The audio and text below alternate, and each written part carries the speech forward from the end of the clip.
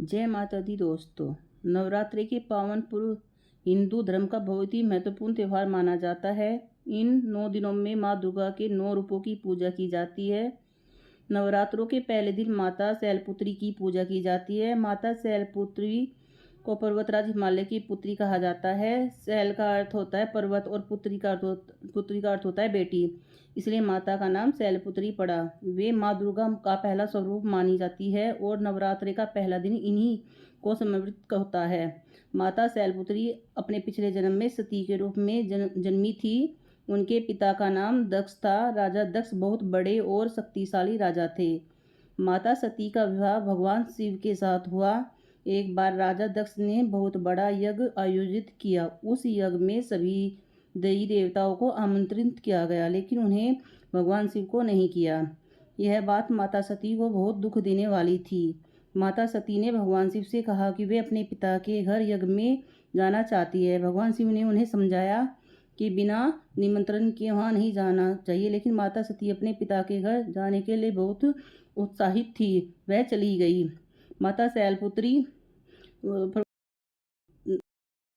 यज्ञ के स्थल पर पहुंची तो उन्हें स्थल देखा कि वहाँ भगवान शिव का कोई स्थान नहीं रखा गया। राजा दक्ष ने भगवान शिव के बारे में अपमानजनक बातें भी कही।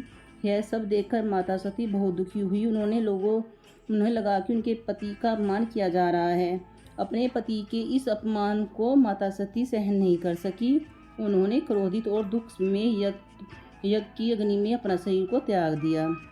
वह घटना बहुत दुखद थी। जब भगवान शिव को इस बात का पता चला तो वह बहुत क्रोधित हुए।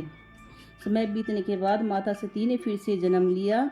इस बार उनका जन्म पर्वतराज हिमालय के घर पर हुआ, इसलिए उन्हें माता शैलपुत्री कहा जाता है। माता शैलपुत्री स्वरूप बहुत दिव्य और शांत है।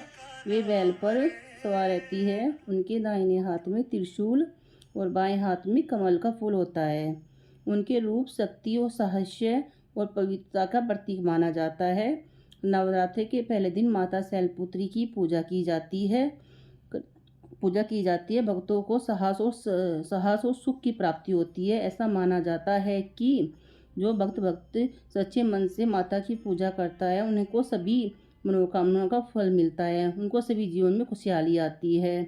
इन दिन भक्तों को माता मंदिर में जाकर या घर पर ही दीपक जलाकर माता का आशीर्वाद प्राप्त करना चाहिए। माता शैलपुत्री की कृपा से सबके जीवन में सकारात्मक ऊर्जा और नई शुरुआत मिलती है। इसलिए नवरात्रि का पहला दिन बहुत ही शुभ और पवित्र हम सब माता शैलपुत्री से प्रार्थना करते हैं कि वे हम सभी को अपनी कृपा बनाए रखें और हमारे जीवन में सुख और शांति समृद्धित करें। जय माता दी। अगर आपको मेरी ये